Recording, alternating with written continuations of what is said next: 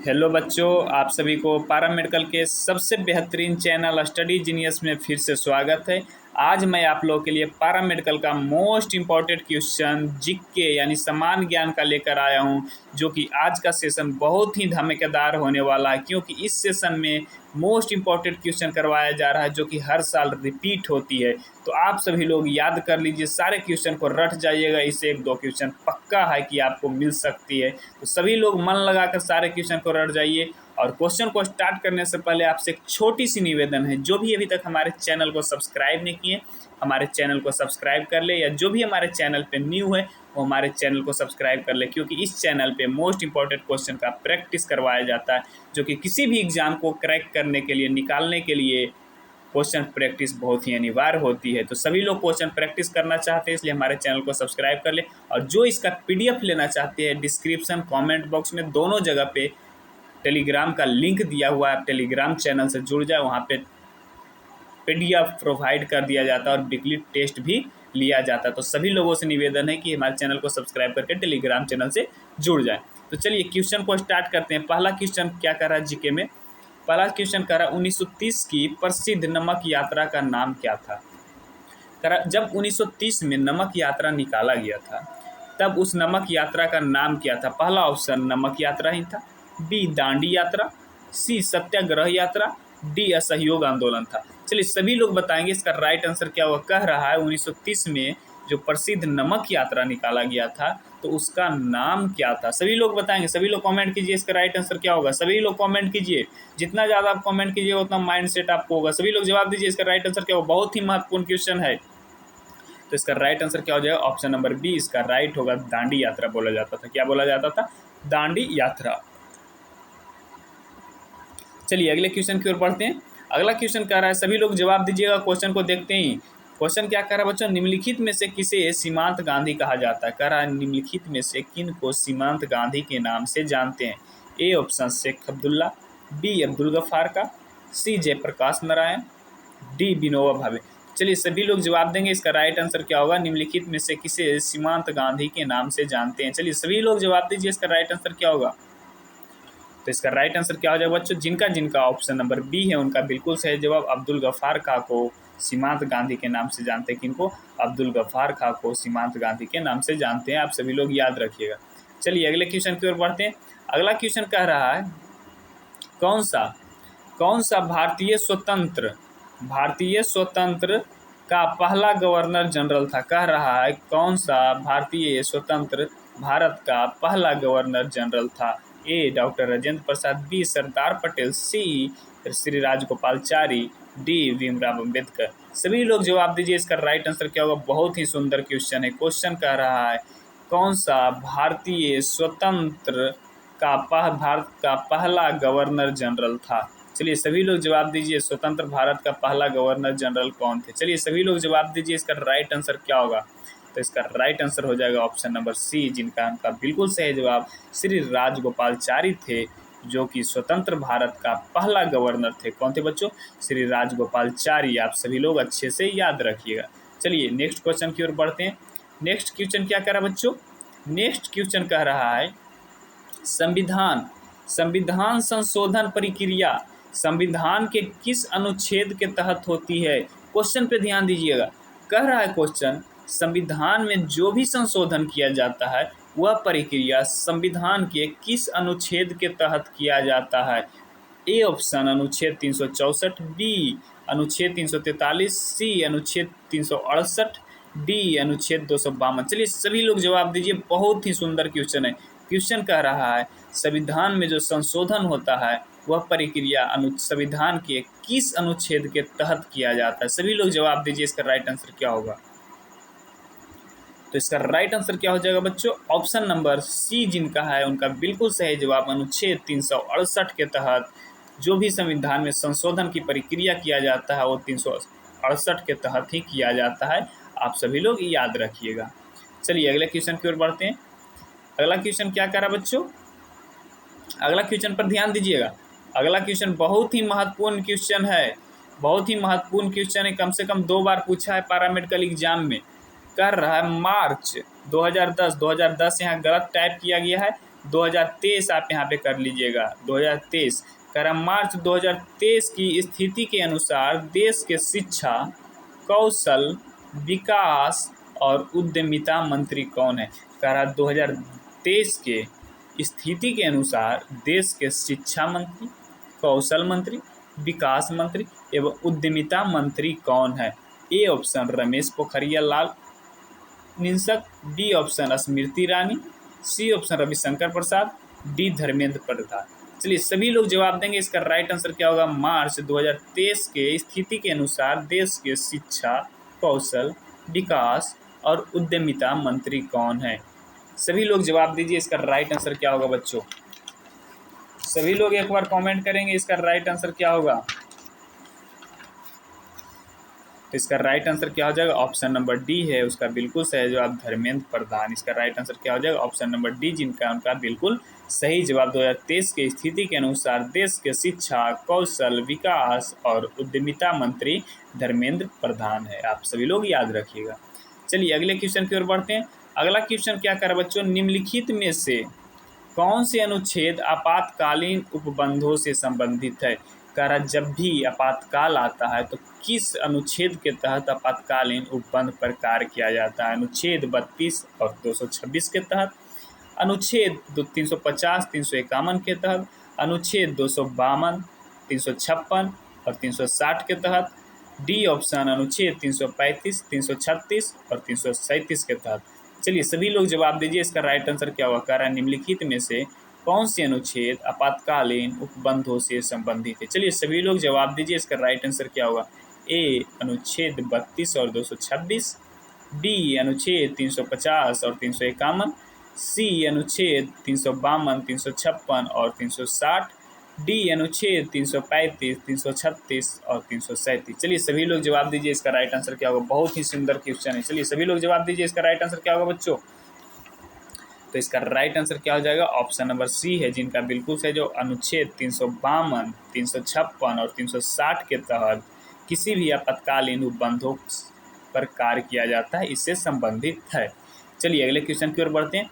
अगला क्वेश्चन कह रहा है भाखड़ा नंगल बांध निम्नलिखित में से किस नदी पर बना है। कह रहा भाखड़ा नंगल बांध है वो निम्नलिखित में से किस नदी पर बना है। A option Beas, B Sutlej नदी, सी झेलम नदी, डी रावी नदी। सभी लोग जवाब दीजिए। बहुत ही सुंदर क्वेश्चन है। कह रहा है भाखड़ा नंगल बांध है वो किस नदी पर बना है। सभी लोग जवाब दीजिए, इसका राइट आंसर क्या होगा। तो इसका राइट आंसर क्या हो जाएगा बच्चों। जिनका जिनका ऑप्शन नंबर बी है उनका बिल्कुल सही जवाब ऑप्शन नंबर बी सही है। सतलज नदी पर बना है। किस पर बना है। सतलज नदी पर बना है। जो नहीं याद है जिनको सभी लोग याद कर लीजिएगा। चलिए अगले क्वेश्चन की ओर बढ़ते हैं। अगला क्वेश्चन कह रहा है हीराकुंड बांध। कह रहा है हीराकुंड बांध है वह किस नदी पर बना हुआ है। A option Kaveri, B Mahanadi, C Godavari, D Krishna. चलिए सभी लोग जवाब दीजिए। बहुत ही अच्छा क्वेश्चन कह रहा है हीराकुंड बांध है वह किस नदी पे बना हुआ है। सभी लोग जवाब दीजिए। सभी लोग जवाब देंगे, इसका राइट आंसर क्या होगा। हीराकुंड बांध किस नदी पे बना हुआ है। तो इसका राइट आंसर क्या हो जाएगा। ऑप्शन नंबर बी है जिनका उनका बिल्कुल सही जवाब महानदी पे बना हुआ है। कौन से नदी पे बना हुआ है बच्चों। तो महानदी पे बना हुआ है, आप लोग याद रखिएगा। चलिए अगले क्वेश्चन की ओर बढ़ते हैं। अगला क्वेश्चन क्या कर रहा है गन्ने का मूल्य उत्पादक देश निम्नलिखित में से कौन सा है। A option Indonesia, B Cuba, C Bharat, D मिस्र। चलिए सभी लोग जवाब दीजिए, इसका राइट आंसर क्या होगा। गन्ने का मूल उत्पादक देश निम्नलिखित में से कौन सा है। सभी लोग जवाब देंगे, इसका राइट आंसर क्या होगा।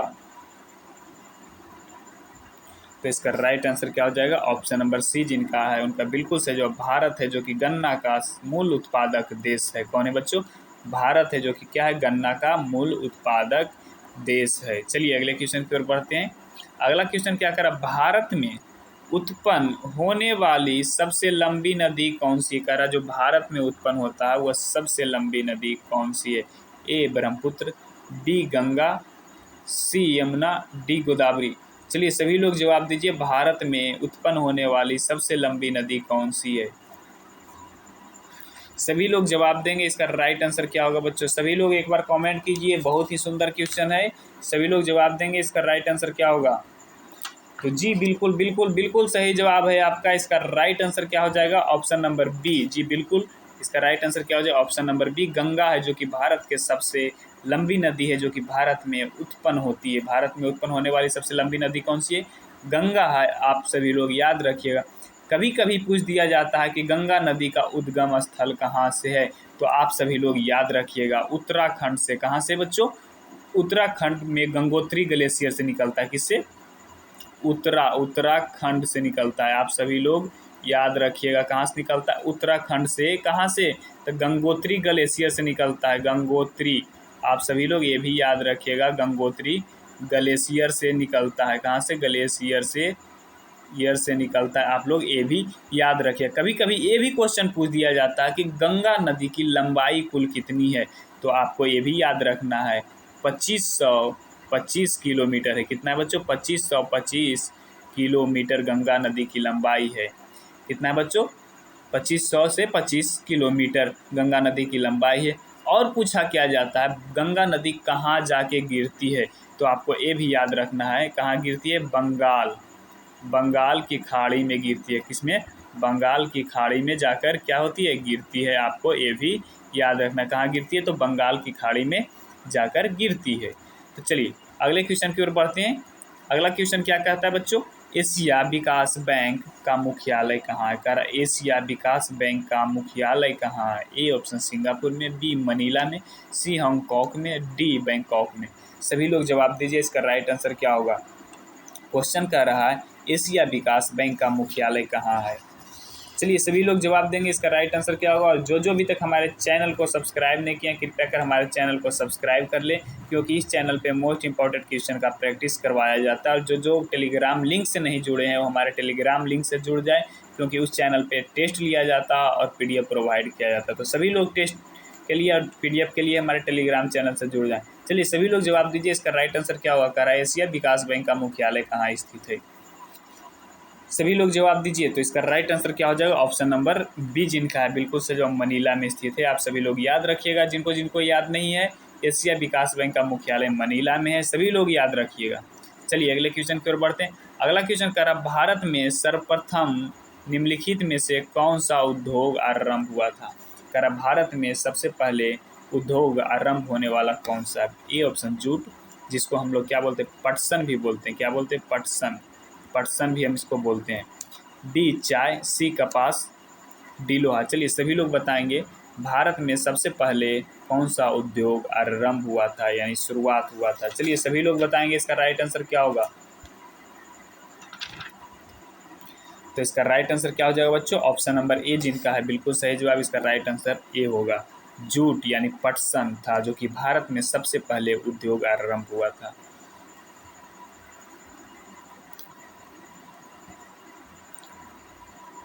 अगला क्वेश्चन क्या करा बच्चों? अगला क्वेश्चन करा, फरवरी 2020 की स्थिति के अनुसार नीति आयोग के CEO कौन है? करा फरवरी 2020 के स्थिति के अनुसार नीति आयोग के CEO कौन है? Doctor Arvind Panagariya, B option doctor Arvind Subramanian, C option BR Subramanian, D option doctor BK Swasthyam. चलिए सभी लोग जवाब देंगे, इसका राइट आंसर क्या होगा? फरवरी 2020 के स्थिति के अनुसार नीति आयोग के CEO कौन है? A option doctor Arvind Panagariya, B option doctor Arvind Subramanian, C option BR Subramanian, D option doctor BK Swasthyam. चलिए सभी लोग जवाब देंगे, इसका राइट आंसर क्या होगा? सभी लोग जवाब दीजिए, इसका राइट आंसर क्या होगा बच्चों? एक बार सभी लोग कमेंट करेंगे, और जो जो अभी तक हमारे चैनल को सब्सक्राइब नहीं किए हैं, वो हमारे चैनल को सब्सक्राइब कर लें, क्योंकि इस चैनल पे मोस्ट इंपॉर्टेंट क्वेश्चन का प्रैक्टिस करवाया जाता है। और जो जो PDF लेना चाहते हैं, नीचे दिए गए टेलीग्राम लिंक पर जाके कमेंट में जुड़ जाएं, या डिस्क्रिप्शन में दिया हुआ है, तो आप सभी लोग जाकर जुड़ सकते हैं। वहाँ पे PDF आपको प्रोवाइड करवा दिया जाता है। तो चलिए सभी लोग एक बार जवाब दीजिए, फरवरी 2020 की स्थिति के अनुसार नीति आयोग के CEO कौन है? सभी लोग जवाब देंगे, इसका राइट आंसर क्या होगा?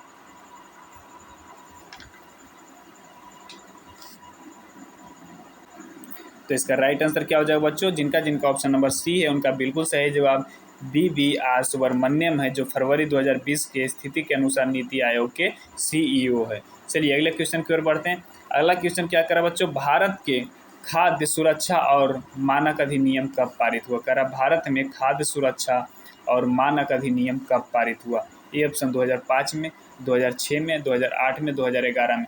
तो चलिए सभी लोग जवाब देंगे भारत में खाद्य सुरक्षा और मानक अधिनियम कब पारित हुआ। सभी लोग जवाब देंगे, इसका राइट आंसर क्या होगा?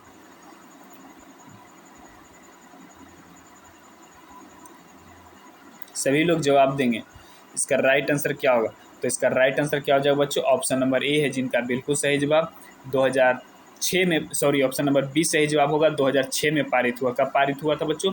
तो 2006 में पारित हुआ था। आप सभी लोग याद रखिएगा कब पारित हुआ था, तो 2006 में। अगर कभी कभी क्वेश्चन पूछ दिया जाता है, पारित न कहकर लागू पूछ देता है, क्वेश्चन कह देता है लागू कब हुआ, लागू कब हुआ, तो लागू है जो 2011 में हुआ था। आप सभी लोग याद रखिएगा, लागू कब हुआ था? 2011 में, लेकिन पारित हुआ था 2006 में। आप सभी लोग याद रखिएगा। ओके, चलिए अगले क्वेश्चन की ओर बढ़ते हैं। अगला क्वेश्चन क्या करा बच्चों? विश्व सुरक्षा संगठन का गठन कब किया गया? कह रहा है विश्व सुरक्षा संगठन का गठन कब किया गया? 7 अक्टूबर 1948 को, 7 अप्रैल 1947 को, सी ऑप्शन 7 अप्रैल 1946 को, डी ऑप्शन 7 अप्रैल 1948 को। चलिए सभी लोग बताएंगे सुरक्षा संगठन का गठन कब किया गया था। चलिए सभी लोग जवाब दीजिए, एक बार सभी लोग कमेंट कीजिए, कमेंट में पूरा भर दीजिए इसका राइट आंसर क्या होगा। तो इसका राइट आंसर क्या हो जाएगा बच्चों? जिनका जिनका ऑप्शन नंबर डी है उनका बिल्कुल सही जवाब 7 अप्रैल 1948 को गठन किया गया था। कब गठन किया गया था? विश्व सुरक्षा संगठन का 7 अप्रैल 1948 को गठन किया गया था। चलिए अगले क्वेश्चन की ओर बढ़ते हैं। अगला क्वेश्चन क्या कर रहा है बच्चों? अगला क्वेश्चन कह रहा है यूनिसेफ का मुख्यालय निम्नलिखित नगर में स्थित है। कह रहा है यूनिसेफ का मुख्यालय है वह किस नगर में स्थित है? A option Geneva, B option Vienna, C option New York, D option Washington DC। चलिए सभी लोग जवाब दीजिए, इसका राइट आंसर क्या होगा? कह रहा है यूनिसेफ का मुख्यालय किस नगर में स्थित है? सभी लोग कमेंट कीजिए, इसका राइट आंसर क्या होगा? यूनिसेफ का मुख्यालय किस नगर में स्थित है? सभी लोग जवाब देंगे, तो इसका राइट आंसर क्या हो जाएगा? ऑप्शन नंबर सी, जिनका उनका बिल्कुल सही जवाब न्यूयॉर्क में है। कहाँ बच्चों? न्यूयॉर्क में। यूनिसेफ का मुख्यालय कहाँ स्थित है? न्यूयॉर्क में स्थित है। आप सभी लोग याद रखिएगा। चलिए अगले क्वेश्चन की ओर बढ़ते हैं। अगला क्वेश्चन कह रहा है भारत में भारतीय क्रिकेट कंट्रोल बोर्ड, कह रहा है वर्तमान में भारतीय क्रिकेट कंट्रोल बोर्ड यानी BCCI के अध्यक्ष कौन है? A option Sharad Pawar, B N Srinivasan, C Roger Binny, D Jagmohan Dalmiya. सभी लोग बताएंगे इसका राइट आंसर क्या होगा। वर्तमान में भारतीय क्रिकेट बोर्ड के अध्यक्ष कौन है, यानी BCCI के अध्यक्ष कौन है? सभी लोग जवाब देंगे, इसका राइट आंसर क्या होगा? सभी लोग जवाब दीजिए एक बार, इसका राइट आंसर क्या होगा? बहुत ही सुंदर क्वेश्चन है। तो इसका राइट आंसर क्या हो जाए? जिनका जिनका ऑप्शन नंबर सी है बिल्कुल सही, और रोजर बिन्नी है, जो वर्तमान में भारतीय क्रिकेट कंट्रोल बोर्ड यानी BCCI के अध्यक्ष हैं। इसका राइट आंसर क्या हो जाएगा? Option number C, Roger Binny. आप सभी लोग याद रखिए। चलिए अगले क्वेश्चन की ओर बढ़ते हैं। अगला क्वेश्चन क्या कर रहा है? राष्ट्रमंडल खेल पहली बार कब आयोजित किया गया था? कह रहा राष्ट्रमंडल खेल है वो पहली बार कब आयोजित किया गया था? ए 1948 में, बी 1938 में, सी 1934 में, डी 1930 में। चलिए सभी लोग जवाब देंगे, राष्ट्रमंडल खेल है वह कब आयोजित किया गया था? सभी लोग जवाब दीजिए, इसका राइट आंसर क्या होगा? तो इसका राइट आंसर क्या हो जाएगा? ऑप्शन नंबर जिनका बी है उनका बिल्कुल सही जवाब 1930 में आयोजित किया गया था। कब आयोजित किया गया था बच्चों? तो 1930 में आयोजित किया गया था। चलिए अगले क्वेश्चन की ओर बढ़ते हैं। अगला क्वेश्चन क्या कर रहा है? पद्म विभूषण, कह रहा पद्म विभूषण सम्मान 2023 से सम्मानित व्यक्ति कौन है? कह रहा 2023 में जो कि पद्म विभूषण सम्मान से सम्मानित किया गया वो आदमी कौन है? ये ऑप्शन जाकिर हुसैन कला के क्षेत्र में थे, डी दिलीप महालोनिवेश दवा के क्षेत्र में थे यानी मेडिसिन के क्षेत्र में, सी बालकृष्ण दोषी वास्तुकला के क्षेत्र में, या उपरोक्त सभी यानी कि तीनों को दिया गया था। चलिए सभी लोग बताएंगे इसका राइट आंसर क्या होगा। पद्म विभूषण सम्मान 2023 से सम्मानित व्यक्ति कौन थे? सभी लोग बताएंगे इसका राइट आंसर क्या होगा। तो इसका राइट आंसर क्या हो जाएगा बच्चों? आप सभी लोग याद रखिएगा, यह तीनों थे जो कि तीनों को पद्म विभूषण अवार्ड से सम्मानित 2023 में किया गया था। कला के क्षेत्र में डॉक्टर जाकिर हुसैन को, दवा के क्षेत्र में दिलीप महालन नोविस्को और वास्तुकला के क्षेत्र में बालकृष्ण दोषी को, तीनों को क्या किया गया था 2023 में विभूषण सम्मान से क्या किया गया था, सम्मानित किया गया था। चलिए अगले क्वेश्चन की ओर बढ़ते हैं। अगला क्वेश्चन क्या करा, पुस्तक फेयरलेस गवर्नेंस के लेखक कौन है। कह रहा पुस्तक फेयरलेस गवर्नेंस के लेखक कौन है। A John Grist, B Shashi Tharoor, D Karan Bedi, D Deepak Mishra. चलिए सभी लोग बताएंगे पुस्तक फेयरलेस गवर्नर के लेखक कौन है। सभी लोग बताएंगे इसका राइट आंसर क्या होगा। बहुत ही अच्छा क्वेश्चन है, सभी लोग बताएंगे इसका राइट आंसर क्या होगा। पुस्तक फेयरलेस गवर्नेंस के लेखक कौन है, सभी लोग बताइए एक बार, सभी लोग कमेंट कीजिए एक बार इसका राइट आंसर क्या होगा। तो इसका राइट आंसर क्या हो जाएगा, जिनका ऑप्शन नंबर सी है बिल्कुल सही जवाब, किरण बेदी थे। कौन लिखे हैं, पुस्तक फेयरलेस गवर्नेंस कौन लिखे हैं, किरण बेदी लिखे हैं। आप सभी लोग अच्छी तरीके से याद रखिएगा। तो चलिए थैंक्स बच्चों, फिर मिलेंगे अगले वीडियो में। जब तक आप हमारे चैनल को सब्सक्राइब करके रखिए, क्योंकि इस चैनल पे मोस्ट इम्पॉर्टेंट क्वेश्चन का प्रैक्टिस करवाया जाता है। जो भी हमारे चैनल को सब्सक्राइब करेंगे उनको लिए हम